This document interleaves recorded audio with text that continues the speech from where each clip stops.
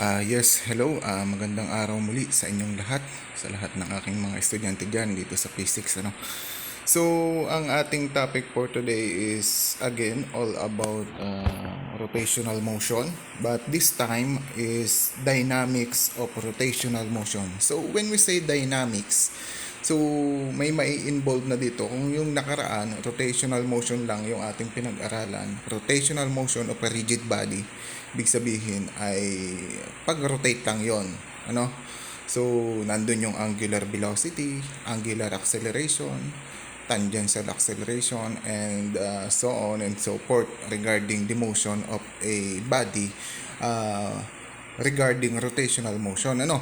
So, kapag dynamics, ibig sabihin yan ay may involve na diyang forces, ano? So, ano ba yung epekto ng force dun sa pag-ikot ng isang body, ano? So, when we say dynamics, it is a branch of physics or mechanics that is concerned with the rotational motion, which is under the action of some forces, no? So, yun yung dynamics, ano? So, yan. So, we know that forces acting on a body can affect its translational motion, that is the motion of the body as a whole through space. So, kapag may isang umiikot na body, ano, or gumagalaw. So, kapag in motion 'yan and then nag-apply tayo ng certain force diyan, makaka-apekto 'yon doon sa ating translational motion, no? So, paano ba 'di ba kapag ka yung isang body is in motion, moving body, ano, at in-applyan natin ng certain force, maapektuhan yon. It's either bibilis or babagal, ano, yung motion. When we say translational motion naman, ibig sabihin nito ay yung center of mass ng body is nagdi-displace, ano. So, nababago yung position niya. Translational nga eh. And when we say rotational motion naman, ibig sabihin nito ay umiikot lang yung ating body, ano. So nagro-rotate lang or to twist lang siya. So unlike sa translational motion, so nagdi-displace yung center of mass niya, ano. So kaya sabi nga, it is the motion, that is the motion of the body as a whole through space. So gumagalaw siya, no, kahit sa kung three-dimensional tayo, gumagalaw, ano, natatranslate yung ating motion. While the rotational motion naman, so umiikot lang siya on a certain point or axis of rotation, ano? So yun yung ating difference between translational motion and rotational motion. So translational motion ay gamay na natin yan. So yung motion in a straight line, motion in a three dimension space, ganyan. So, translational motion, so merong displacement na nangyayari, ano? So, displacement of the center of mass. So, now, we want to learn which aspects of force determine how effective it is in causing or changing rotational motion. So, kung dun sa translational motion, may epekto din yung ating forces, ano? It's either bibilis or babagal or hihinto, ano? So, dito, kapag umiikot naman, rotational motion, may epekto din ito kung yung force na i-apply natin, it's either bibilis again, pero yung motion natin is umiikot, ano, nagro-rotate or nagto-twist. So, ano yung effect ng force, ano, doon sa rotational motion, ano? So, yun yung dynamics of rotational motion na sinasabi natin, ano? Now, the magnitude and direction of the force are important. So, yan, napakahalaga nito kasi yung ating force, as a recap, ano? So, yung force natin, it is a vector quantity, ano? So, napakahalaga ng hindi lang not only the magnitude but also the direction is very important, ano? But so is the point on the body where the force is applied. So, kapag rotational motion yung pinag-uusapan natin, so kailangan yung magnitude, direction, and also, ano pa? yung point on the body where the force is applied. Okay? Pag umiikot. Kasi nakaka-apekto yung kung nasan yung position, san ini-applied, sang position ini-applied yung ating force. Nakaka-apekto yun dun sa ating rotational motion. Ano? So, mamaya malalaman natin ng mas malinaw kung paano ba nakaka-apekto yan, kung ano ba yung factor, ano, kung bakit kailangang i-consider natin yung point, ano, kung saan mag-apply ng force, ano. So, example natin is yung wrench, katala sa Tagalog, ano. So, yung ating tornilyo ay ayon, and ito yung katala natin, yung wrench, ano. So, ang tanong, ang gagawin natin diyan ay ito-twist natin yung ating nut or bolt, ano, kakalagin natin counterclockwise direction, ano. So ang experiment natin is alin ba yung mas madali na na makakapag-twist diyan sa bolt na yan. Ito bang force na to? Or itong force na to? Or itong force na to? Okay? Yan. So diyan natin malalaman yung the how the position of force affect, ano? Yan. Okay? So pag in-apply natin to, so imagine natin wala ito, wala yan. So ito lang. So the force is close to the axis of rotation. So yung axis of rotation, itong axis na point O, axis of rotation ha, yan ay directly toward the plane of the figure na tinitingnan natin. Ibig sabihin, nakatutok sa atin yung linya, yung line of axis, ano? So, dun iikot. Okay? Dun iikot yung ating tornilyo together with the wrench, ano? Sasabayan, ano? Yan. And ang target natin is ano ba yung nakakaapekto, ano?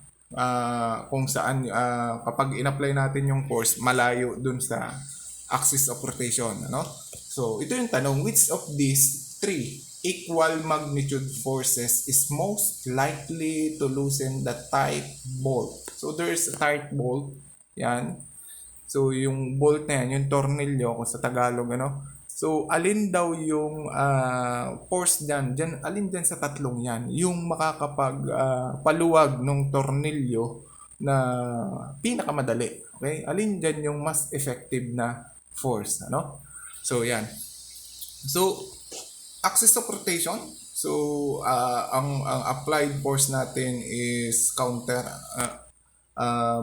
ang tendency nung ating bolt is to twist counterclockwise, yung F sub A. So, imagine natin, ito lang munang force na to. Huwag nyo munang tingnan to. Yan lang muna, F sub A. So, yung F sub A, yung vector force sub A, yan, force close to the axis of rotation. So, ang sabi, it is not very effective. It is not very effective. Bakit? So, mamaya malalaman natin yan ulit, ano? So, based on the experiment lang yan. So, yung applied force na F sub A, vector FA, is not very effective daw based on the experiment, ano? And alisin muna natin yan. Ito naman ang tingnan natin, si F sub B. So, yung F sub B, that is perpendicular, ano? Doon, dito. Okay?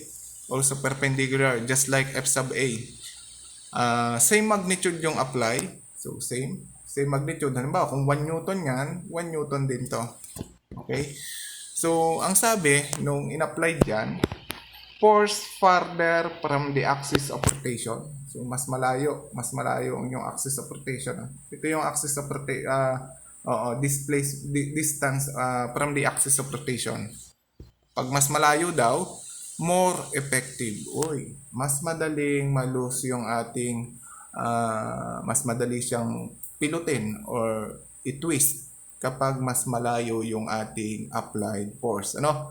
So, how about ito namang F sub C, yung vector F sub C? So, Yung vector f sub c, same amount din, same magnitude, just like vector f sub a and vector f sub b. So, same magnitude din. So, nung nag-experiment, napag-alaman na yung force directed toward axis of rotation. Directed, nakatutok doon, no? Doon sa axis of rotation. Yan yung axis of rotation which is directly perpendicular or toward to us, ano? Toward the perpendicular to the plane figure, ano, na nakikita natin. So diyan, kung tutok diyan yung ating applied force, ay ibig sabihin walang effect. Hindi siya makakapag-produce ng pag-ikot. Hindi siya makakapag-produce ng rotation dito sa ating tornilyo and also dito sa ating wrench, ano? Itong force na nakatutok saan? Doon sa axis of rotation natin. Okay? Yan. So bakit? Ano ang ano ba yung physical quantity na nakakaapekto doon? So yun yung tinatawag natin na torque, ano? Torque kung tawagin natin, ano? So what is the torque? This is the quantitative measure of the tendency of force. Take note, tendency of force to cause a change of body's rotational motion. That is called our torque, ano? So torque, may force dyan, and also yung force na yon nakakaapekto sa body's rotation ng ating motion, ano? So yan, so gaya nito, ayan, alin ba yung force? Yan, ito mga yan ang force. O balikan natin yan, ano? So ang torque daw ay tendency of force to cause or change to bodies to rotate, ano? So itong si F sub c na yan, wala yang torque kasi hindi siya nakakapag-cause ng rotation doon sa ating body, ano? But itong dalawa, itong si F sub a and F sub b, nakakapag-produce siya ng alin? Ng torque or ng rotation doon sa ating tornilyo or volt, no? Dahil kung titingnan nyo ay directly perpendicular to this axis, ano? Yan, nakikita nyo. Okay? And therefore, yung ating tau, ito yung torque natin, tau. Greek symbol, tau yan, ano? And that is ang tau natin, yan yung torque. That is the product or the product of the force applied multiplied by the smallest distance. Okay?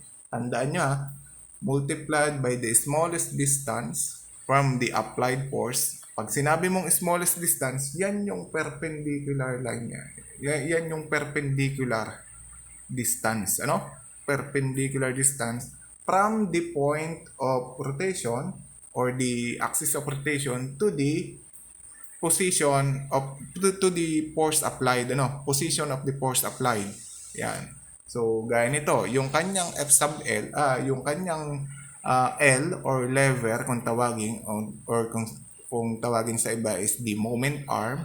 So ito yon. So yung L dyan is the distance from the axis of rotation. Ayan nga, sa point na yan to the point of applied force. So ito yung L natin dyan, doon sa F sub A. While in the torque produced by the force F sub B, so yung force dyan, siyempre, equal magnitude naman. So yung pa din siya.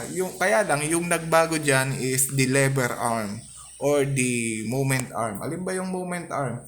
Yung moment arm is again, the smallest distance or the perpendicular distance from the point of axis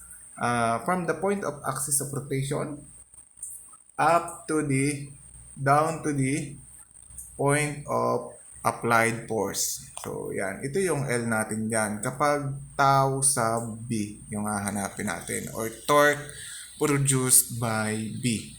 About O. Okay?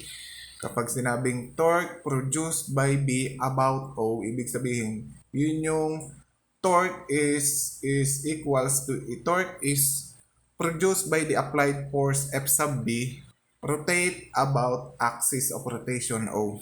Okay? Tandaan nyo yun. Yan.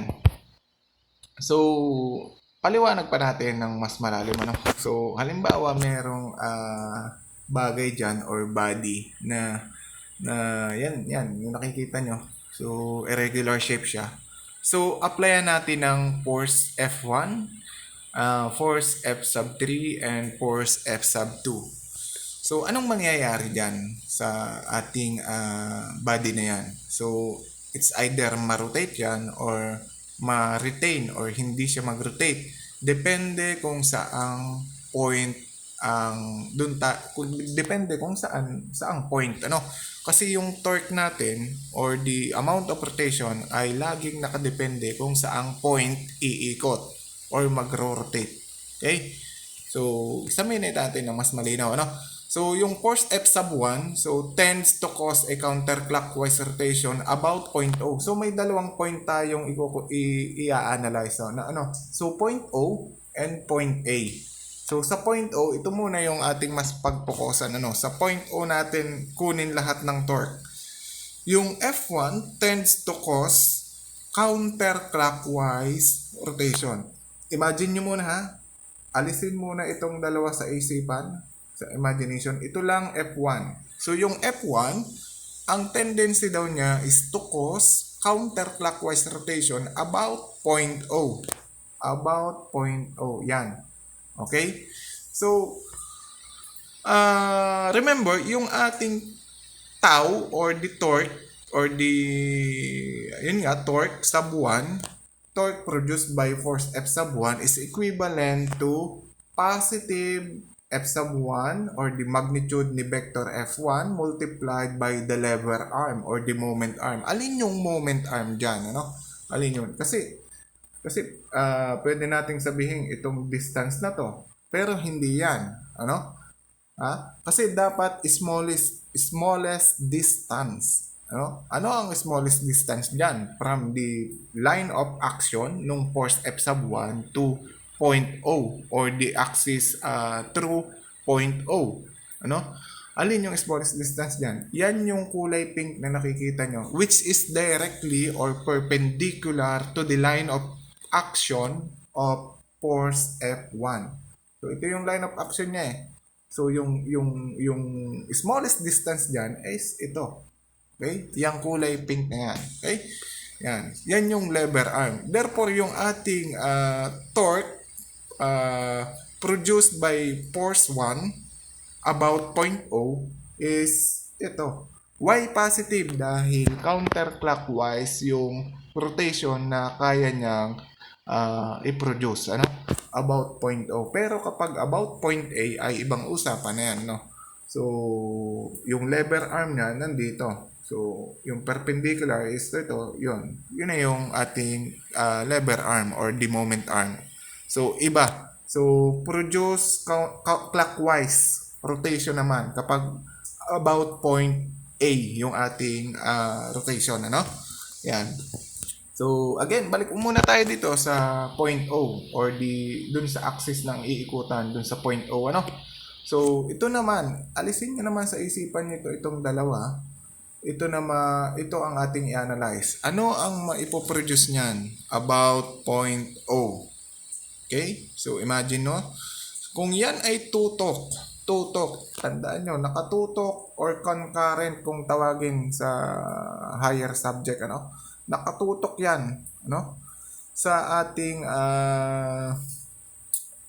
line or the axis of rotation. Ibig sabihin, wala siyang lever arm. Kung ang torque natin, ang formula niya is the force applied multiplied by the, yung L, or the moment arm or the lever arm. Kung walang lever arm, therefore, zero yung lever arm, then there is no torque produced, ano? So, ito ay 0. 0 yung torque din, ano? So, therefore, the line of action of F sub 3 passes through point O. So, the lever arm and hence, the torque are 0. So, yun na, pinaliwanag ko na yun, ano? So, tandaan nyo na kapag nakatutok yung force dun sa iikutan ay walang value yung ating torque. Okay? So, again, kapag dito naman torque about A, so ibig sabihin, torque produced by force A, okay, ito, yan, yung force na yan, force 3 about point A, so ito na yung lever arm, uy, magkakabalyo na. Pag sa point A, ano? Pag sa point A. So, ang tendency nung F sub 3, it tends to rotate clockwise direction. Rotating about point A. Okay? Pero kapag at point O, ay walang rotation na mangyayari kasi nakatutok yung puwersa natin. Okay? Okay. Okay, last, yung ating F sub 2. So, ano yung maipoproduce niya? Na anong magiging effect niya dun sa body? Alsin ulit sa isip tong dalawa. Ito lang ang i-analyze. So, F sub 2. Yung F sub 2 na yan ay F sub 2 tends to cause clockwise rotation about point O. So, sa point O, yan yung point O na yan. Nakatutok, ano? Hindi siya nakatutok pala, no? So, yan. Ito lang siya. Yan. Yan yung point O, ano? And so, its torque is negative dahil nga clockwise rotation, kasi lagi naman, ang assumption lagi natin, pamula pa, counterclockwise positive and clockwise positive. Ano, para hindi, clockwise negative. Okay? So, para hindi na tayo magkandalito-lito. Let us have a fixed assumption na lang. Ano? Laging ganon, para masanay na din tayo lagi. Ha? Yan. Okay. And negative siya. And may lever arm siya, ano? Kung nakikita nyo, negative F sub 2 times L sub 2. Okay? Yung L sub 2, that is the smallest distance. That is the smallest perpendicular distance with a line of action, ano? Line of action. Okay? Ito yung line of action niya, yung perpendicular distance niya. So, yan. Ito yung lever arm. Okay? Yung L sub 2. Okay? Yan. Line of action of F sub 2, yung perpendicular doon. So, yun yung lever arm. Okay? Or sometimes, some engineers call that as a moment arm. Ano? Yan. So, yan. Yan yung value ng ating mga torque. Yung T sub 1 na, tau sub 1 natin is yan na. Positive F sub 1 times L sub 1. About O ito about O. Rotation about O. So, iba ang ibig sabihin ng about sa along. Rotation along, pagka force along x-axis, ibig sabihin inline. So, nakalinya. Ano? Pag about ay iikot. Okay? Yan. And tau sub 2 is, ang tendency niya is to rotate the body clockwise about point O. Ano? Kaya negative yan. And the lever arm, again, that is the smallest distance or the perpendicular distance from the axis of rotation up to the line of action. Okay? Yan. And caution lang, torque is always measured about a point. Okay, tandaan nyo ha. So, hindi ibig sabihin na ang torque nito ay constant. Ano? So, pwedeng torque about this point, torque about this point, or torque about A. So, iba yung torque na, itong torque 1. So, yung torque 1 na yan, or tau 1, about point O. About point O ito eh. Okay? Is not the same as the torque of F1 about point A. Okay? So, that is why torque is always measured about a point. Ano? Torque is not always equal. Ano? So, hindi, pwede tayo. Depende kung saan natin gustong kunin yung ating torque. Okay? Yan. So, and para masanay lang tayo, laging ganito na lang, ano? assumption natin to indicate counterclockwise positive. Okay? To indicate our choice of positive sense of rotation. Okay? Para hindi na tayo malito. Ano po? Yan. So, counterclockwise positive. Lahat ng sasalungat diyan ay negative. Tandaan yon. Okay? So, kailangan ito sa ating mga theory, ano? Theory, kasi kailangan nating kuhanin yung mga torque, i-equate natin yung mga kukuhanin natin as an equilibrium. Okay? So, kailangan ito sa dynamics, mga sunod na subject, ano? So, dito, physics pa lang, medyo simple pa lang ng konti ito, no? Simple pa lang sa atin. Siyempre, foundation ito. Ito ang pinaka-foundation, ano? Yan. Okay? So, there are 3 ways to calculate torque. Okay? So, may 3 ways daw para makuha yung torque. Okay? Pero yung lahat ng yon ay pare-parehas lang yung mga sagot na makukuha natin. Ano? Depende na lang kung saan kayo mas madadalian. Kayo ang didiskarte, kayo ang mamimili kung paano kayo madadalian. Ano? So, ito yung 3 yon.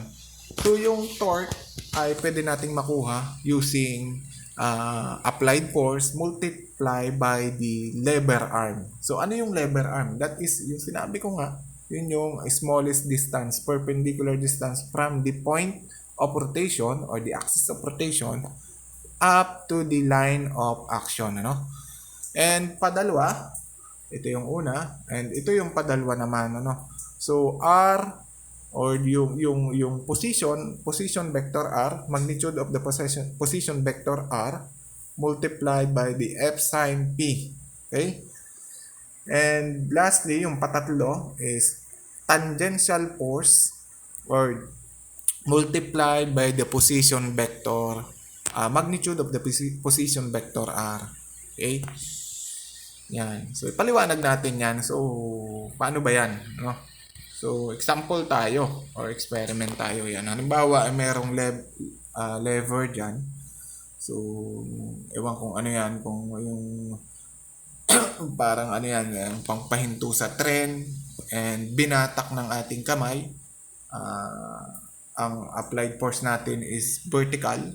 Vertical, tama? Vertical force. Ito, nakikita nyo. Yan yung vector F. And that vector F ay magko-contribute ng rotation doon sa ating lever. Ano? Magko-contribute siya ng rotation doon sa ating lever. Okay?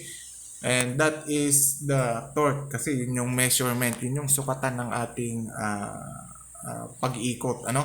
Yan. Okay? And unahin natin yung unang way. Ito. So, yung F, yan yung applied force. Ano? So, ito yon. Ito yon. Yung magnitude nito, ni vector F, which is pahila, ano? Pataas, ano? And multiplied by the smallest distance from point O, okay, axis of rotation, to the line of action of the force F. Ito yon. Yan. So, ito yon. So, perpendicular siya. And that is why ito yung ating lever arm. Okay? Yan. So, yun lang. F times L. Kuha na natin yung ating torque. Ano? So, magro-rotate na siya. Ano? Makukuha na natin yung torque. Ano? And, second way is ito. So, paano nangyari yan? So, yung R, so, kukuhanin natin dyan yung angle between the position vector. Ito yung position vector, ha? And the force vector. Okay? So, kung ilalagay natin sa ano, kung susundin natin yung superposition of forces, ano? So, pwede nating ilipat, ano? Ito yung vector F. And ito naman yung ating what? Ito yung ating vector R. Okay? Vector R. And yung angle, yung sign ng P dyan, yung angle between dyan is ito, yung P. Yan. Okay? So, kukunin natin yan. Pag nakuha natin yan, kukunin natin yung F sin P. So, ito yon. Yung F sin P, ito yung perpendicular dito. Yun yung yun yung force component that is perpendicular to the body, ano? Ito, perpendicular to the vector R. Okay? Perpendicular to the vector R. Again, ulit, kunin natin yung angle between. So, yun yung P. Ito yon. And kukunin natin yung alin, yung perpendicular component saan? Doon sa R. Perpendicular component. Ito yon. Okay? So that is F sin P. So F sin P multiplied by the distance R. So yung magnitude na agad nitong vector R. Okay? That is also again perpendicular pa din. Gaya nito, perpendicular siya. Ito, ganun pa. Perpendicular siya to the point of rotation. Okay? So, parehas lang din yung makukuha nyong sagot kapag ganun yung way. Okay? Tandaan nyo yun. Ano? And lastly, so paliwanag ko lang, bakit yung F-rad o yung radial force component ng vector F or the parallel component or the, radial component ng force P is hindi isinama. Bakit hindi isinama dito? Dahil again, nakatutok na naman tayo doon saan? Dito. Ayun, no? Yun yung line of action, no? There is no lever arm. So, if there's no lever arm or the moment arm, then also there is no torque produced. Ano? Okay. So, kaya zero yung torque due to F radial force. Okay? Okay. Next way is the F tan or the tangential force multiplied by the R. Okay? The smallest distance, yun pa din. Yun pa din ang nangyari, ano? So, alin ba ang tangential force dito? So, ang tendency kasi nito, ang tendency niyan is umikot. Magkaroon ng circular path, no? Circular path. And yung tangential force diyan, yun yung force na magmimit dun sa circular path at only one point. So therefore, ito na mismo din yung tangential. Kaya makikita nyo, ini-equate niya. Tangential or tangential force is equivalent to F sin P. Okay? So, equivalent pa din. So, parehas lang din yung makukuha nating sagot. Okay? So, yan. So, yung tau, inulit lang. Yung nasa taas, ganyan din. Ano? And that is the magnitude of our torque. Again, magnitude pa lang siya. Ano? So, magnitude siya. So, paano yan kapag vector? Mamaya, aralin din natin. Ano? Yan. So, the SI unit of torque is the Newton meter. Okay. SI unit, Newton meter for torque. So, kung natatandaan nyo, yung ating work is also in Newton meter ang ating unit or joules. Tama? So, dito, itong torque natin, that is not an energy. Okay, tandaan. And joule is not the unit for torque, ano? Ang torque is Newton meter only, force times distance, ano? Kasi yung ating energy work is force times the displacement siya. So displacement, so nagbago yung position. Ito naman hindi naman ito displacement distance siya. Okay, that is the difference between the distance and displacement, ano? So yung displacement, there is a displacement, or there is a changes in position, ano? While in a torque ay walang change of position from point to point, ano? Distance siya. Yun yung lever arm nga na tinatawag natin, and fix siya. Hindi naman siya bumabatak or nagko-compress. Yun yung distance, ano? Kaya ang ating torque is Newton meter lang, hindi siya joules, ha? But again, torque is also a vector quantity. Nangangailangan niya ng direction, ano? Okay. And work is scalar siya, scalar quantity. Okay, tandaan nyo ha. Now, torque as a vector. So, pinag-aralan natin nung unang-una pa. Yung mga vector-vector na yan. Walang kamatayang vector na yan, ano? So, napakahalaga yung vector na yan kapag kayo ay kailangang gumamit ng mga XYZ, ano, dun sa space coordinate plane natin. So, kailangan yon para malesen natin yung ating pagkalito. Ano? Pero pag gamay na gamay nyo na yung, ano, yung mga diskarte, may mas maganda pang way, ano. And siguro sa mga mas mataas na subject pa yun, ano. Yan. So, but dito muna, vector muna tayo, yung pinaka-fundamental, ano. Torque as a vector. So, torque is equals to F times the lever arm, or the vector or the magnitude of the vector R multiplied by F sine T. So, kung natatandaan nyo, yung ganyang formula, di ba yan yun ay dot or cross? Okay? Dot product ba yan? Or cross product? Kung natatandaan nyo, ano? So, yan ay cross product. Okay? Cross product siya. Okay? And cross product ay may way tayo doon para mag-solve, ano? May formula, may derived formula para ma-solve ng mas madali yung certain problem, ano? And kapag ganyan, kapag cross product ay kailangan nating i-apply yung ating right hand rule. So, wherein kung saan nakatutok yung ating hinlalaki, doon yung direction ng ating tau or nung torque.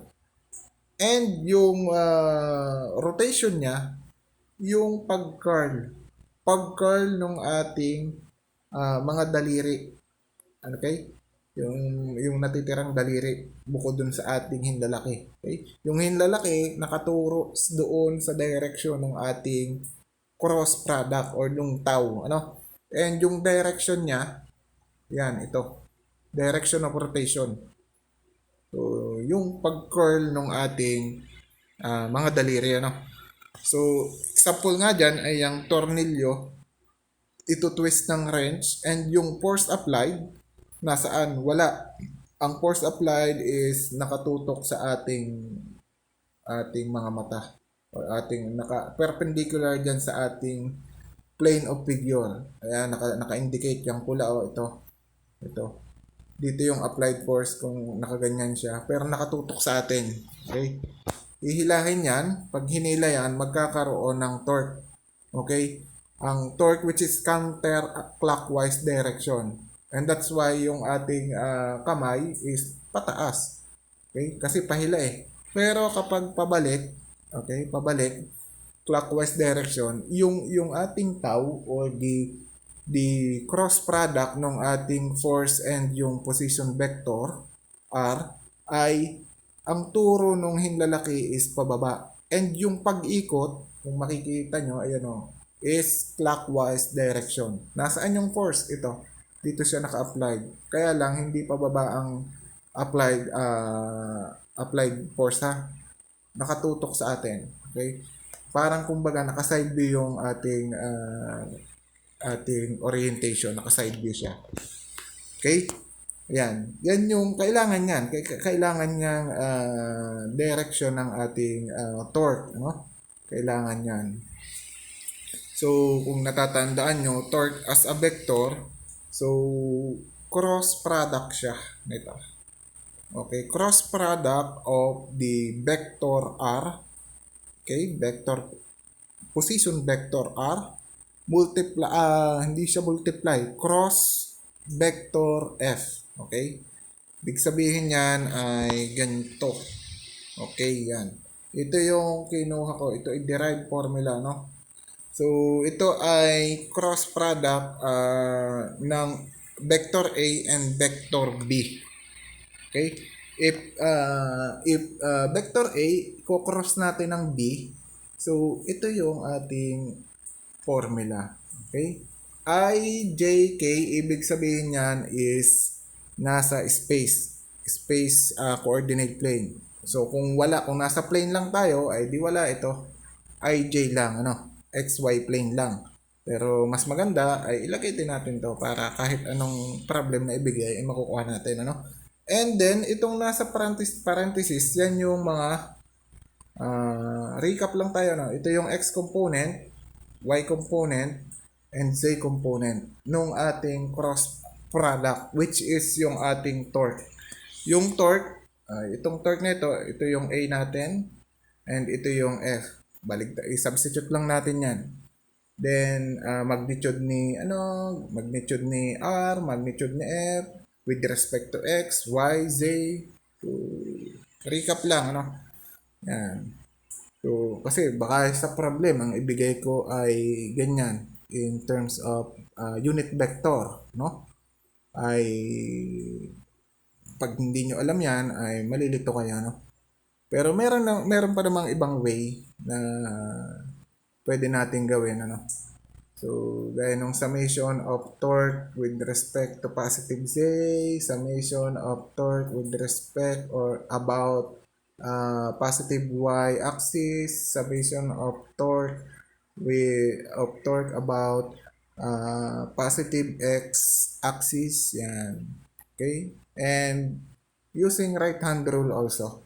Okay? Pag nakatutok sa positive x-axis yung thumb, ay di positive yung torque. Okay? Pag nakatutok sa positive y-axis yung thumb, ay di positive ulit yung torque. Okay? Yan. So, example natin yan. Yung kanina, So, yung lever and binatak natin pataas. Ayan. Yan yung force. So, yung ating torque dyan is vector R. Iko-cross natin ng vector F. Okay? Ito yon. Kung ita-transpose natin, Yan yon. Superposition of force. And yung kung matatanda, may angle P dyan. Yan, angle between. Yan. So, kukunin natin lahat yan. Yung, this time ay XY plane lang. XY plane lang tayo. So, hindi ito kasama. Pero pagka nasa space tayo ay may K hat tayo, Okay. So, kunin natin yung mga vertical and horizontal dito. And also ito, vertical and horizontal component nito. So, yun lang. Substitute lang natin dito. Makukuha na natin yung A cross B, which is the torque. Okay? Torque.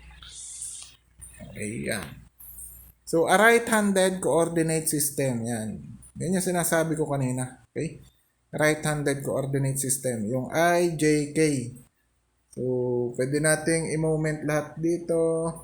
So, kapag nakatutok pataas yung thumb, papunta dun yung thumb, ay ganyan yung ikot. And kapag dito nakatutok, positive ulit yung ikot. Pag ano naman. Okay? Kapag dito tutok ng thumb, ay pasan ang ikot. Pag ganon. Okay? So, imagination lang, kung saan iikot. Using the right hand rule. Okay? Yan. Example tayo. So, to loosen a pipe fitting, a weekend plumber slips a piece of scrap pipe or a cheater over his wrench handle. So, merong fitting daw, pipe fitting. Mahirap siyang i-loose, mahirap paluwagin, Then, yung plumber daw, kumuha ng kapirasong scrap of pipe. So, tubo. Kasi mahirap Mahirap siyang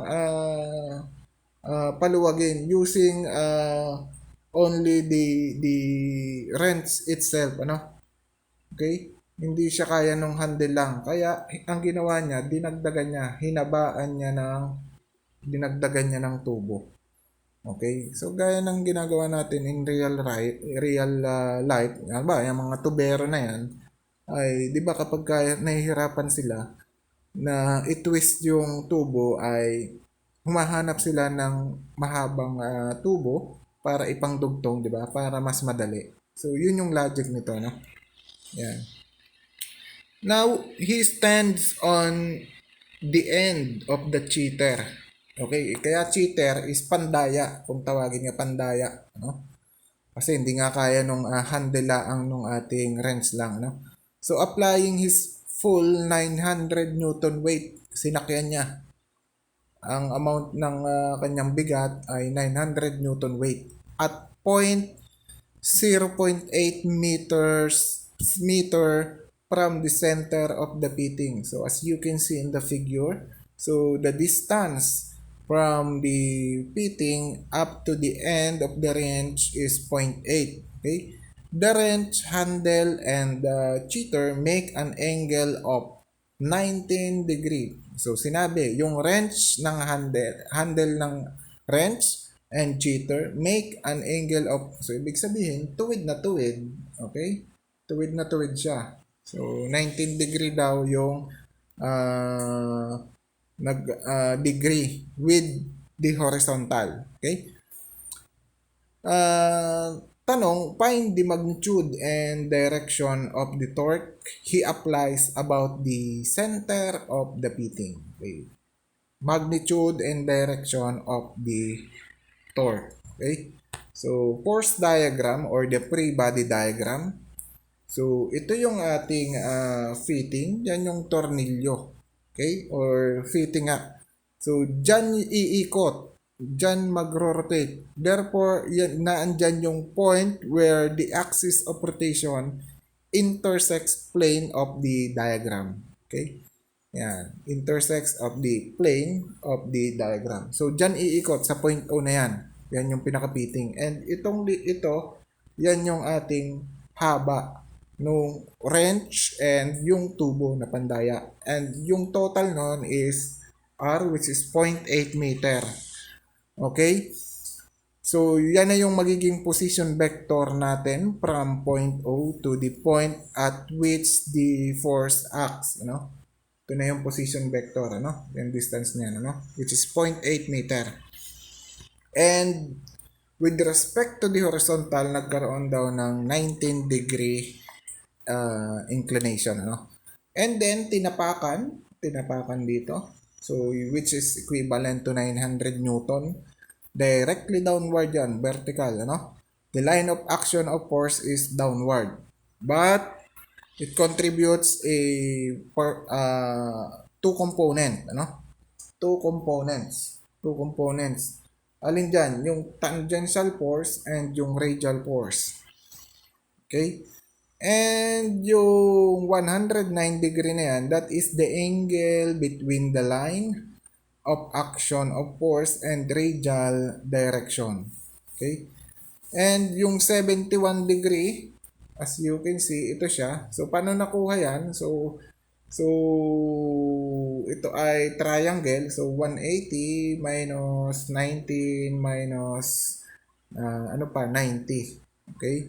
So, i-compute nyo is 71 yan. 71. And the point at which force acts, so yan na yan. And the lever arm, perpendicular distance from the axis of rotation. Yun yung lagi kong sinasabi, no? That is the perpendicular distance from the line of action of force. Okay.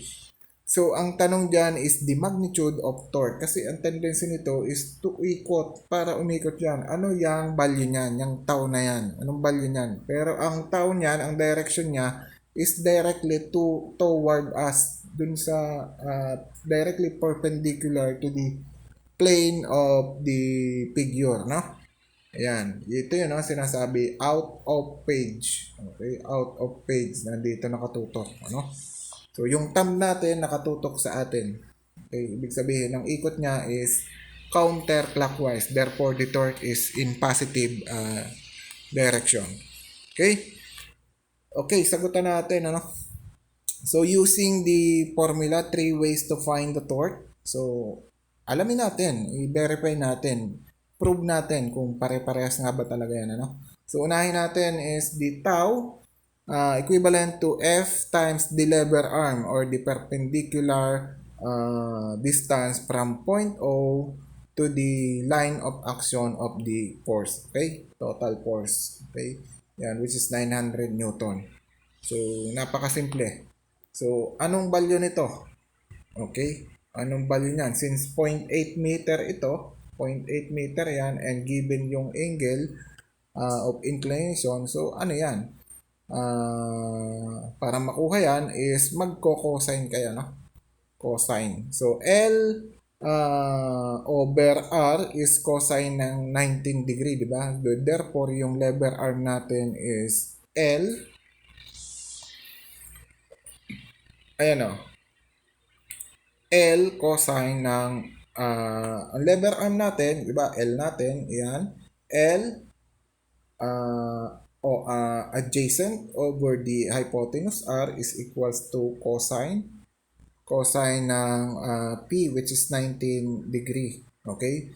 Then, yung ating L is, ito yun, yung 0.76 na yan, ano?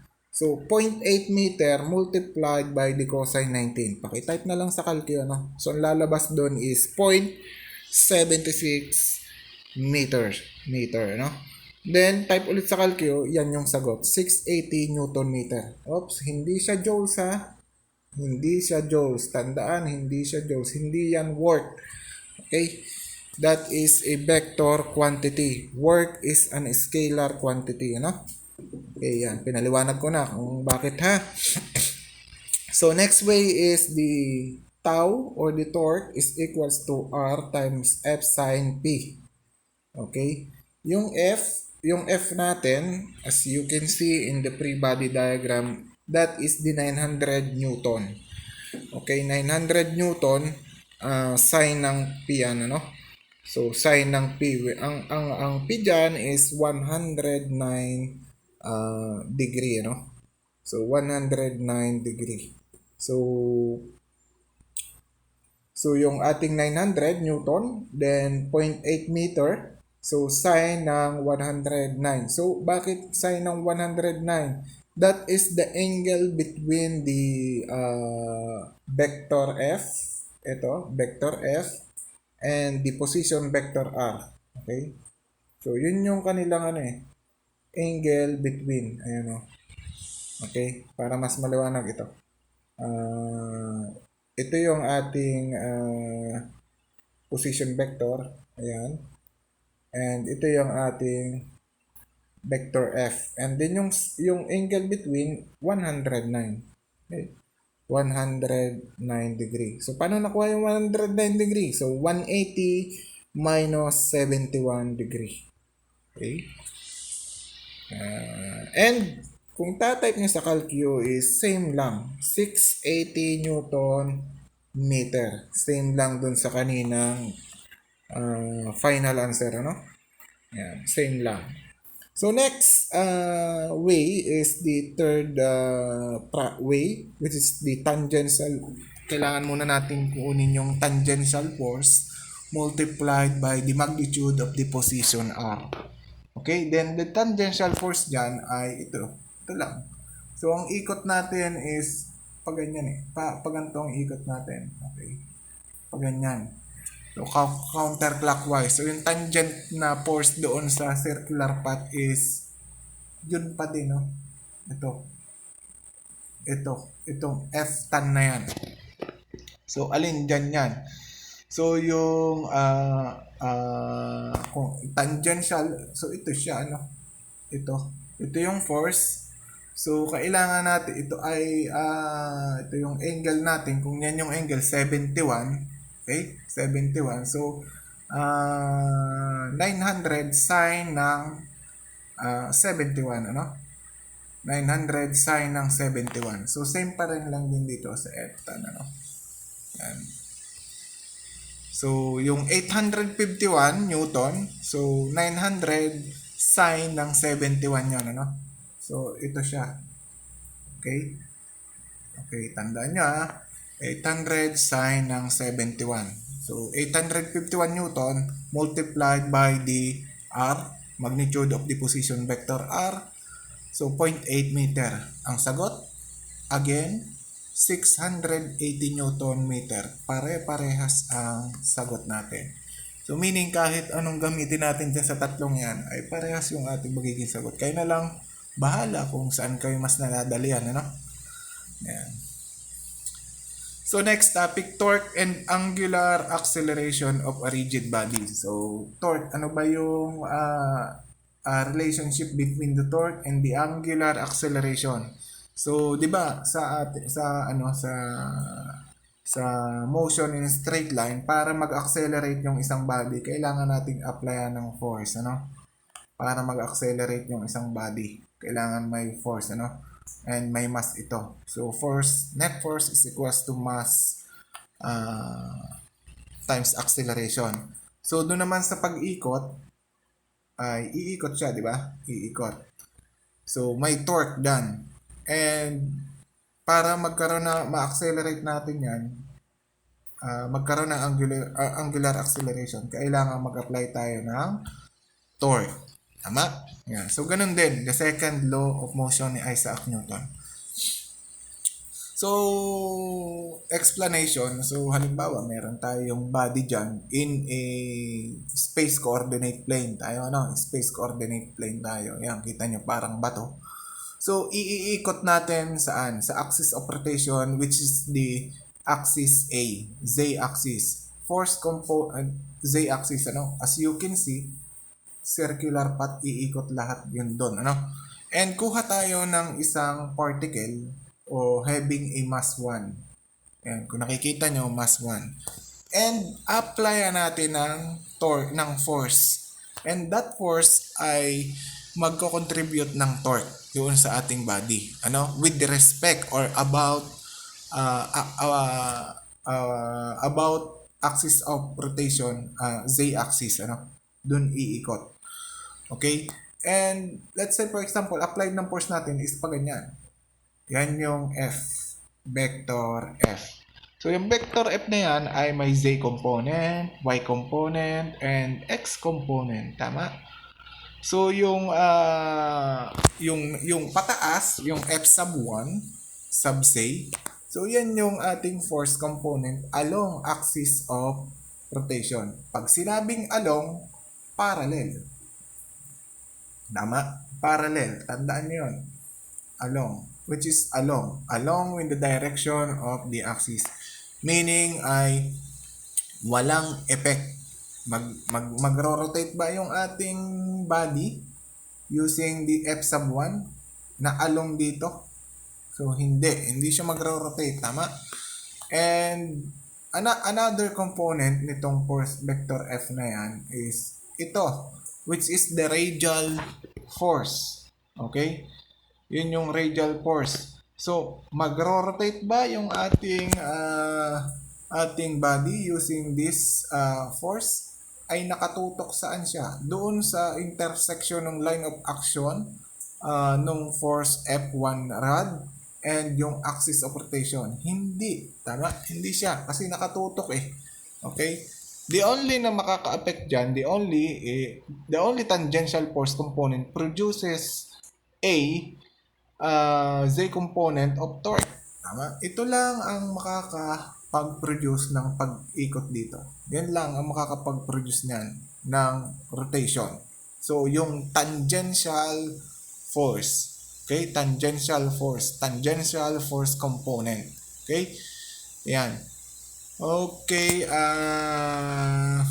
So therefore yung ating di ba tama, mass times acceleration, ito yung second law of motion ni Isaac Newton, So yung tangential force, yung F1, so that is equivalent to product of the mass times acceleration. Okay? Tangential acceleration. Okay? To be exact, And yung ating acceleration, tangential acceleration is the product of the radius or ito yung R1, hindi yung R ha. So yung radius nung circular path natin. Okay? And ito yung angular, yung alpha na yan, angular acceleration. Just like as we learned in the previous topic, angular acceleration yan. And para makuha yung tangential acceleration, ito, kailangan nating multiply siya dun sa ating R1 or yung perpendicular distance ng iikutan. Okay, pamula dun sa iikutan. Yan yon, R1. And makukuha natin yung tangential acceleration. Substitute natin dito. Okay? Substitute natin dyan, magiging ganyan.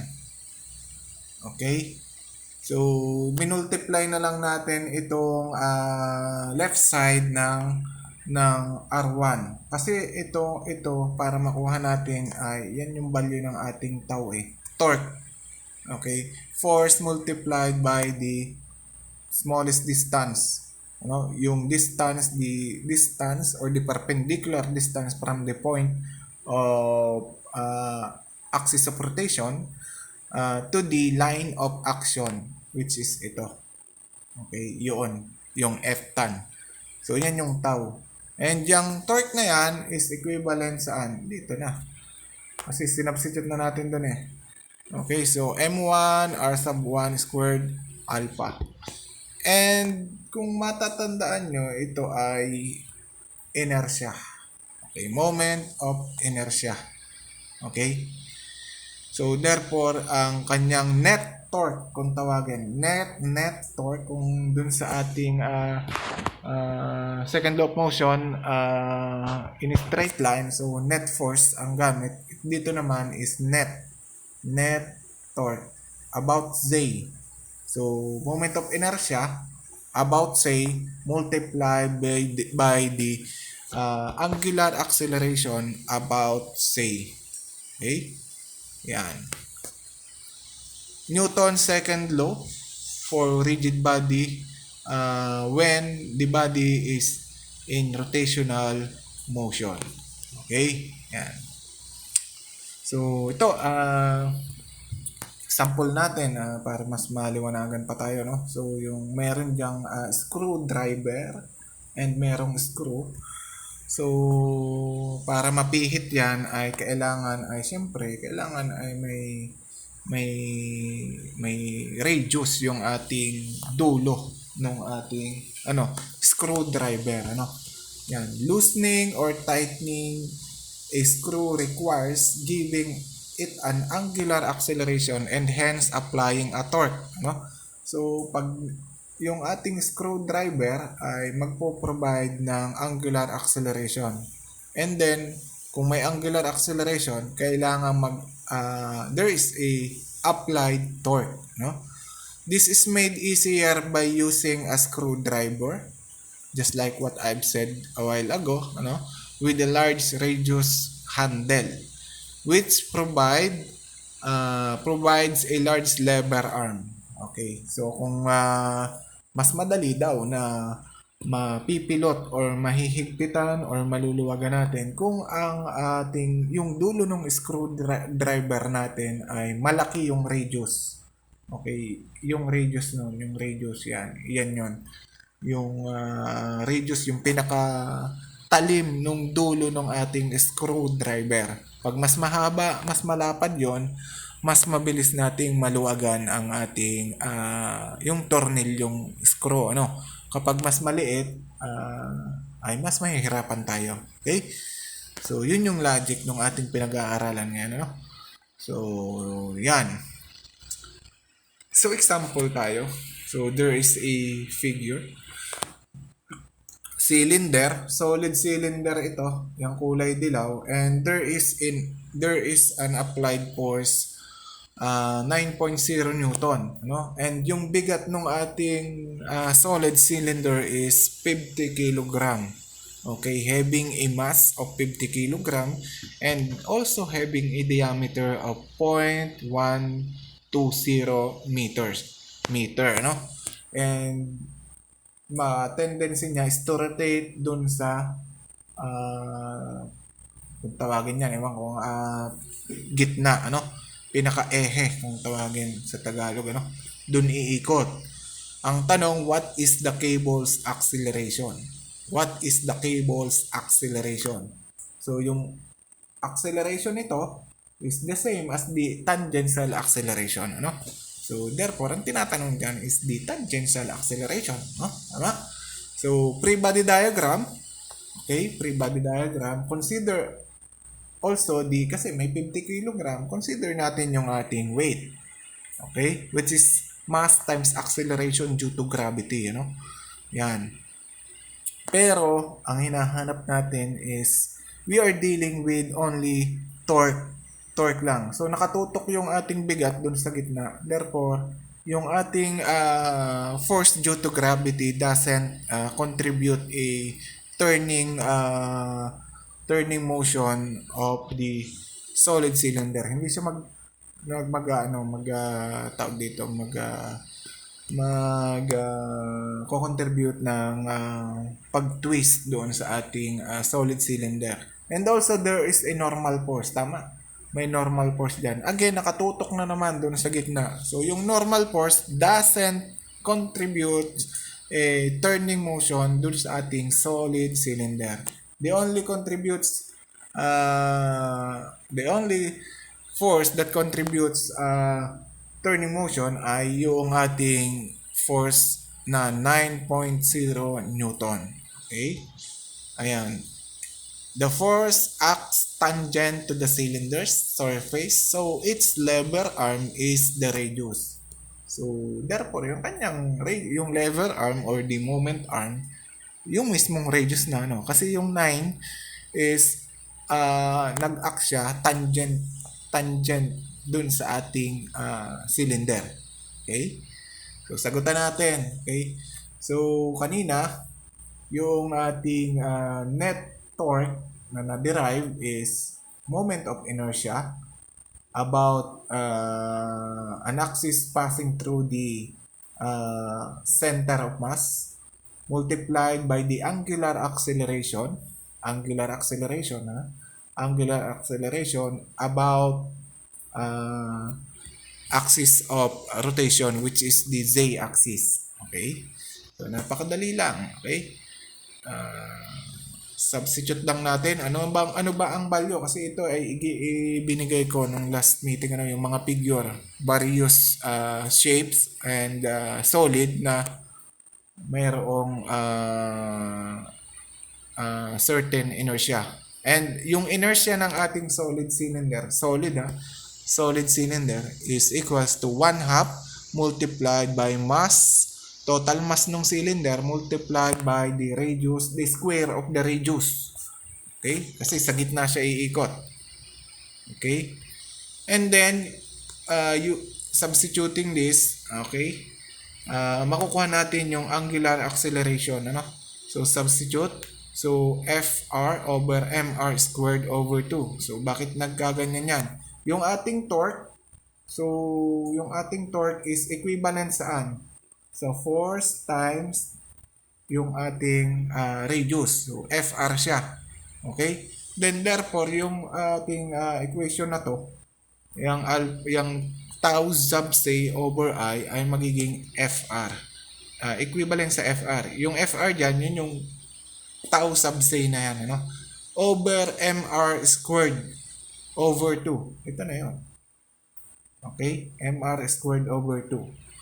And, simplifying, so 2F over MR na lang, yung angular acceleration with respect or about axis Z. Okay? And substituting all the values, so 2 times 9.0 Newton, 9.0 Newton, and over 50 kilogram, 0.06 meter. And we will get the answer as 6.0 rad per second square. Okay? So, yan yung acceleration, ano? Angular acceleration. So, example again. So, what are the acceleration of the falling block and the tension in the cable? Okay, as you can see, there is a pulley, and there is a block having a mass M, and yung original height niya or the height of the center of mass ng ating pulley is yan, H, small letter H, and yung ating pulley ay mayroong radius R. Okay? And siyempre, yung ating pulley ay mayroong bigat, considered yung ating weight, and yung ating mass niya, total mass niya is M. Okay, ang tanong is what are the acceleration of the falling block? So, ang tanong dito is ito. AY of the falling block. Okay?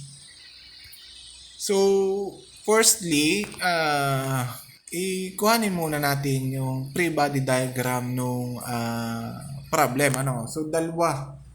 Pwede nating i-cut dito, no? Cut dito. So, isolate natin yung pulley and also isolate natin yung mass yung block. Okay? So, yan yung three body diagram ng ating pulley. And ito naman yung three body diagram ng ating block. Ito yung pabagsak siya. Okay. So, yung ating tau or the torque, summation ng torque ay yung kanina, net torque, So, RT, and ito yung equation. And yung cylinder natin is 1/2 mr squared, yung inertia. So, substituting that into the equation, inertia times angular acceleration, magiging ganito. Okay, yan yung ating net torque. Okay? So, simulan natin dyan, Dito tayo tumingin lang, wag muna dito. Okay, kasi nandyan lang naman yung torque, Yung T, yan yung tensional force. Okay? Acts tangent to the pulley. Okay? Yan. And yung ating AY natin, yun yung acceleration nito. And since hindi siya dumaplos or umikot, yung AY natin is the same as the tangential acceleration. Tama? Nung bilog, nung ating pulley. So therefore, yung AY is equal to tangential acceleration. And that tangential acceleration is equivalent to the radius multiplied to the angular acceleration about axis Z. Okay?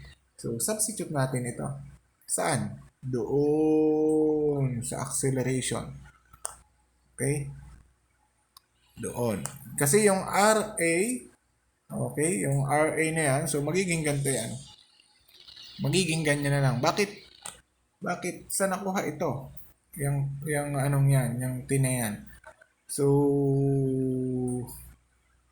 1/2 MAY na. So, saan nakuha yan? Bakit nagkaganyan? Kasi, mula doon sa equation na yan, cancel yung R. Tama? Yung isang R. Tama? So, matitira is T na lang. And, is equivalent to 1/2 M R times alpha. Ito yon. Ito na lang matitira doon. Then, magiging AY na lang siya doon. So, 1/2 MAY or 1/2 times the total mass times the acceleration of the block with respect to y-axis. Tama? Ayan. So, yan yung ating torque or the tensional force. Okay? Tensional force. Hindi ito ang torque natin. Ang torque is pag ganun. Ito siya. Ayan. Tensional force yan. Yan yung tension force. Okay? Tension in a cable.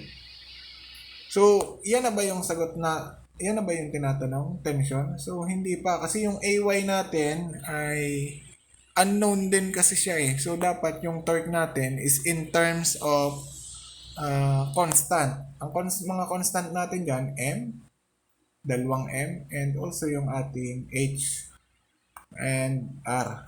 Okay, yan yung mga constant. Ang hinahanap is AY and yung tension in the cable. So, hindi pa ito. So, saan tayo huhugot? Saan tayo huhugot nung sunod na pagkukunan natin. So dito sa free body diagram ng ating block. So pababa siya, no?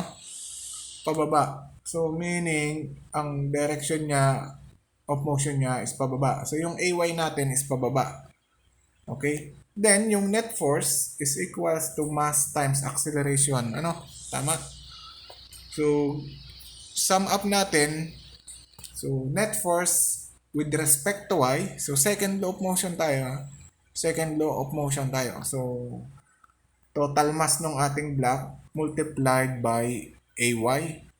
And as you can see, yung applied forces, yung T, and yung ating force due to gravity, which is our weight, yung weight ng ating block. Okay? So, assuming upward positive, as always na ginagamit natin, assuming upward positive. Okay? So, yung mg, okay, so yung mg, dito, inassumption na lang pala natin na positive na lang kasi ang motion ng ating block is pababa. So, i-assume na lang natin na yung ating net force is pababa. Okay, yung net force Fy is pababa. Kasi pababa naman talaga eh. So, dapat positive ang positive yan. Okay, so yung sasalungat dyan is magba-minus, ano? So, pababa yung force of gravity, kaya positive. And then, pataas yung ating tension cable, so kaya negative. And that is equivalent to the net force, which is equals to mass times acceleration due to acceleration with respect to y. Okay, second law of motion lang. Okay? And then, substitute natin ito doon. Tama? Then, that will lead to mg minus 1/2 times mass, total mass times acceleration with respect to y. And that is all equals to mass of the block multiplied by the acceleration with respect to y. Okay?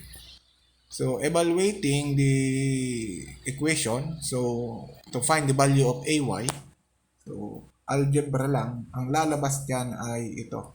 So, yan yung ating acceleration, yan yung isang tinatanong. Acceleration of the Pauling block. So, yun yung sagot, ano? Yung dalawang M, yung M na malaki dyan, yan yung mass ng ating pulley. And yung M na maliit, yan yung mass ng ating block. So, yung G, acceleration due to gravity, constant yan. So, okay na. Yan na yung sagot dun sa acceleration. Kasi ito, yung mga constant na yan. Okay?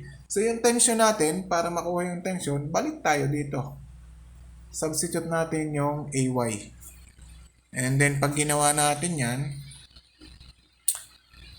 ang makukuha nating sagot for tension T is equals to mg over 1 plus 2m over m. So, ito yung tension in cable. Okay? Yan. So, yun. Yun yung sagot. Ano? So, next is the rigid body rotation about a moving axis. So, kanina, hindi gumagalaw. Fixed axis yung ating na-encounter, ano? Kanina at yung mga nakaraang topic, fixed axis of rotation lang. So, ngayon ay gumagalaw yung ating axis of rotation. Okay, ibig sabihin, ang isang halimbawa niyan is yung ating sasakyan, yung gulong ng sasakyan natin. Yung axis of rotation nito is habang tumatakbo, habang umiikot, nandito na siya. So, ito yung point 1, then point 2. Yung axis of rotation ay nadi-displace.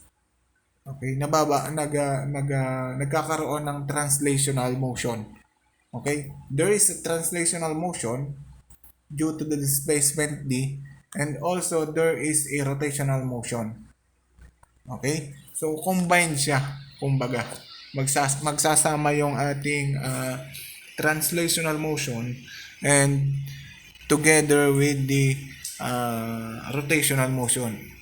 kapag yung ating rigid body rotation is about a moving axis. Okay? Yan. We can extend our analysis of dynamics of rotational motion to some cases in which the axis of rotation moves. When that happens, the motion of the body is combined translation and rotation. So just like what I've said, so combined translation and rotation ang mangyayari kapag gumagalaw yung axis of rotation, And every possible motion of a rigid body can be represented as a combination of a translational motion of the center of mass, translational motion of the center of mass. So may kadugtong pala, of the center of mass and the rotation about an axis through the center of mass. So doon tayo nakabase lagi sa gitna, kapag may extended extended body, ay hanapin natin yung center of mass, then doon lahat magbabase, doon sa center of mass. Okay? So familiar naman kayo doon sa mga nagbabanda. So 'di ba may mga baton-baton, yung majorette ay binato yung kanyang baton, yan. And umiikot 'yon, syempre umiikot siya, about a certain axis, So this baton toss can be represented as a combination of what? Combination of a translation and rotational motion. So yan, rotation about the center of mass. So umiikot siya eh. Okay, imagine nyo, majorette siya, ang galing niyang mag-ekis-ekis nung ating baton. So ang mangyayari ay iikot siya. Pagka inihagis, di ba? Naikot siya about a center of mass. Okay? Yan.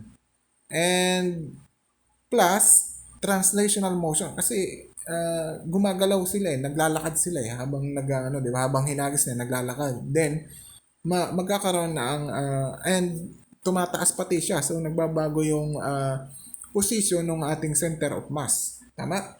So, mangyayari dyan,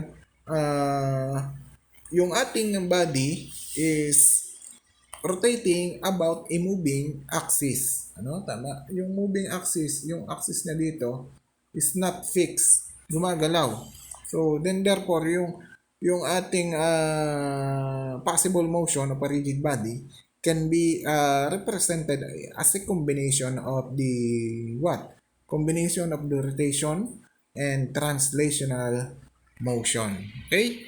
And so as we learned, yung ating kinetic energy. So kinetic energy due to the moving, due to translational motion, okay? Ito siya. 1/2 multiplied by the mass, total mass ng baton, times the square of the velocity of the center of mass. Tandaan nyo na. Velocity of the center of mass. Okay? Yan. Plus, alin? 1/2 times, ito ay kinetic energy due to the rotational motion. Rotational motion, ito naman due to translation. Translational motion. Okay? Yan yung kinetic energy natin. Okay? So, rolling without sleeping. So, rolling without sleeping. Ibig sabihin ay yung isang bagay na bilog ay umiikot or nagro-roll na hindi nadudulas. Ibig sabihin yung contact nila ay hindi nag-i-slip, hindi dumudulas, Yan. So, paano 'yon? This is the condition for rolling without sleeping. Yung velocity ni center of mass is equal to the product of the radius multiplied by the angular velocity. Tama? So, omega, angular velocity, multiplied by the radius r is equals to the velocity of the center of mass. So, if and only if there is no sleeping. Okay? Hindi tulog sleeping, yung dudulas. Okay? Yan. Ganito yung paliwanag, ano? So, may isang umiikot na, yung gulong natin, ano? Gulong, hindi siya dumudulas, hindi kumakayod, hindi kumakayod or hindi dumudulas, ano? Yung contact dito is hindi almost at rest, ano. The wheel or yung gulong is instantaneously at rest where it contacts the ground. Okay? So, hopefully na unawaan niyo yun kung ano ibig sabihin nun, ano. Yan. So, yan ay combination daw ng again, pag ganyan, ay combination pa rin siya ng ating rotational motion and translational motion of the center of mass. So, itong part na to, okay? So, yan yung translational motion, okay, of the center of mass having a velocity vector v on the center of mass. Pare-parehas yan. Rigid to eh. Okay, rigid. So, pare-parehas yan. Ito yung translational motion plus the rotational motion about the center of mass for rolling without slipping. The speed at rim is equals to what? The velocity of the center of mass. Okay? Velocity of the center of mass. Ang speed dito is equals to the velocity of the center of mass. Okay? Speed ng rim. Kasi hindi naman nag-i-slip, hindi naman dumudulas eh, tama? And there is an angular velocity. Okay? And kapag hindi nag-i-slip yan, yung angular, yung BCM natin, yung velocity with center of mass is equivalent to R times omega. Okay? Combining those two, translational motion and rotation motion, so ganito yung mangyayari. Okay? So, bakit 45? Ito yun, no? Ito at ito. Excuse. So, kaya 45 degree. And, sa part naman na to, ito at ito. So, kaya 45 degree din. Okay? 45 degree din. Okay. So, wheel is instantaneously at rest where it contacts the ground. Okay? So, kapag dumudulas na, hindi na valid yan. Hindi na pwedeng gamitin ito. Yung velocity of the center of mass is not equal. Not equal saan? Doon sa ating R times omega. Kasi, dumudulas-dulas na nga siya eh. So, ibig sabihin, kahit mabilis yung ikot niya, ang bagal naman nung paggalaw nung BCM, nung center of mass niya. Ang bagal ng pag-change dito. Okay, change dito. Yan, ang bagal. Ay, ang bilis nito. Okay, so that is not equal. Kapag dumudulas, ano? Yan.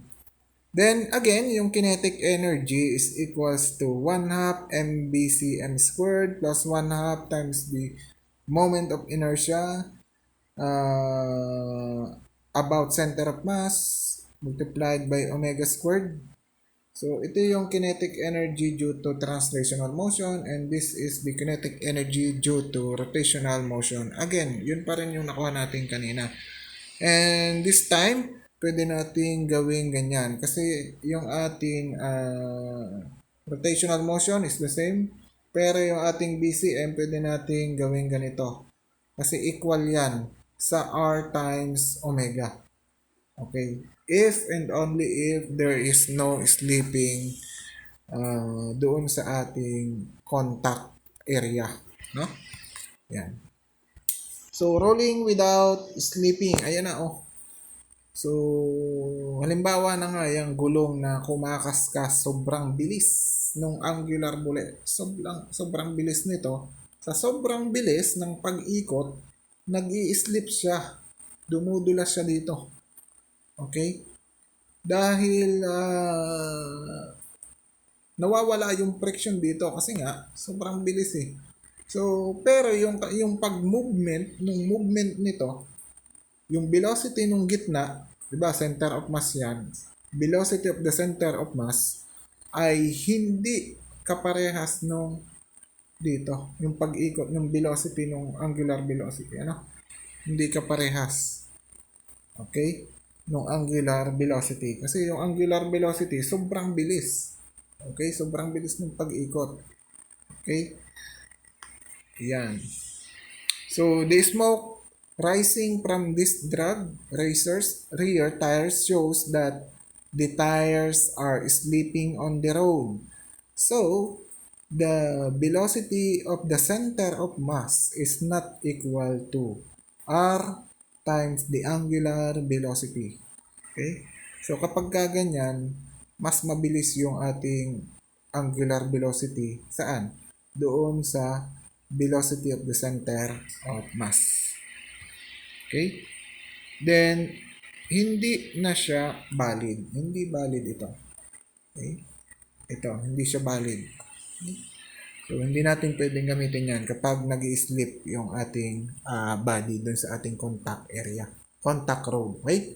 Example, you make a primitive yo-yo by wrapping a massless string around a solid cylinder with mass M and radius R. Solid cylinder na naman po tayo.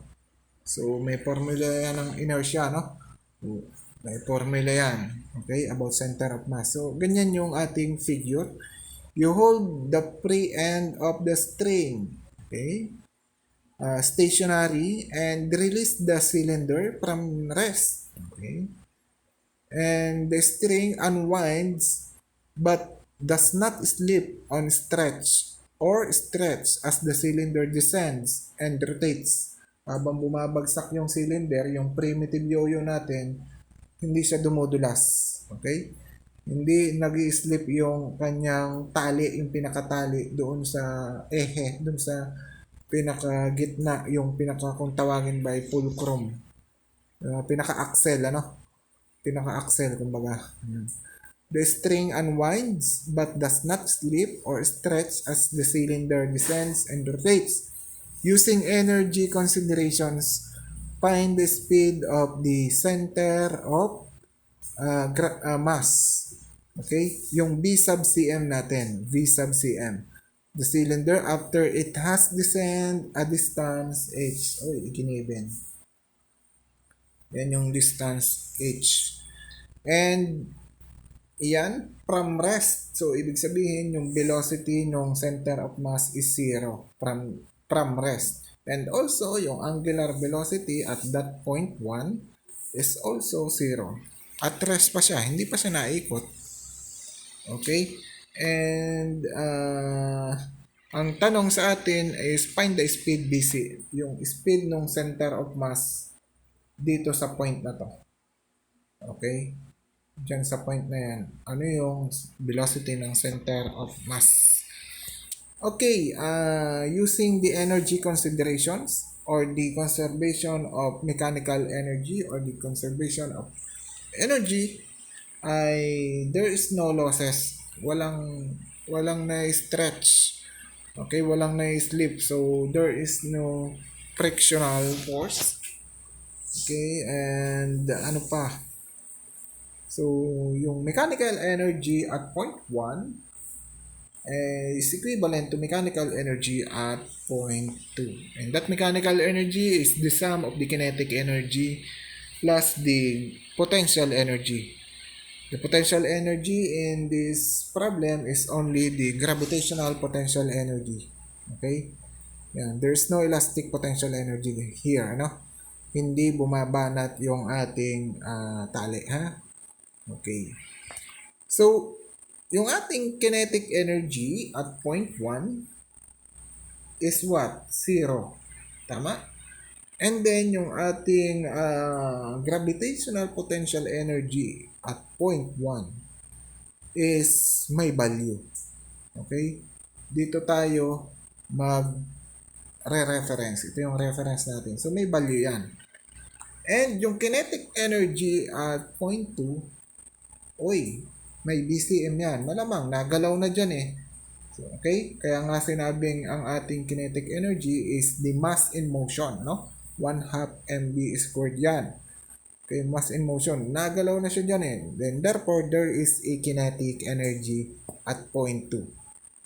And, yung ating gravitational potential energy at point 2, since the reference here, there is no y. Diba? MGY siya. MGY. Yung y natin is 0. Y sub 0. So, cancel out din yan. So, matitira na lang dyan is yung gravitational potential energy 1 is equals to K kinetic energy at point 2. Okay? So, tanong dyan, paano kunin yung K sub 2? So, kinetic energy at point 2, tama, is using this formula or yung formula ng kinetic energy kapag hindi nag-i-slip. Okay? Hindi nadaplos. Okay? So, that is the combination of the translational motion and the rotational motion. Yung translational motion is ito and the rotational motion is due to the moment of inertia, no? Ayan. So, substitute natin yung mga wala pa lang substitute dyan in terms of variables lahat yan. So, substitute natin yung value ng ating moment of inertia kapag cylinder is 1/2 mr squared. Yan yon. And yung ating angular velocity, so ilet natin na in terms of velocity of the center of mass and the radius. Okay, dahil yung W natin is BCM over Ryan. Okay? Ayan.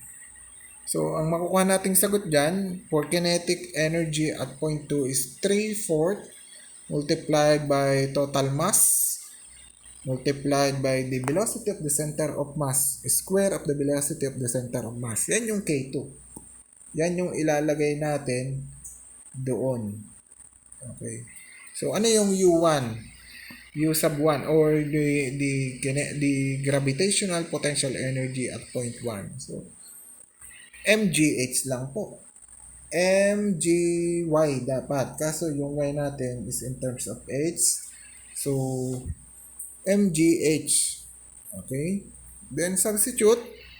Makukuha natin yung BCM na equivalent sa square root ng 4/3 times the acceleration due to gravity times the height or yung H. Okay, thank you and maraming salamat sa inyong lahat. That concludes our topic for today and see you on the next video discussion. Thank you and have a good day.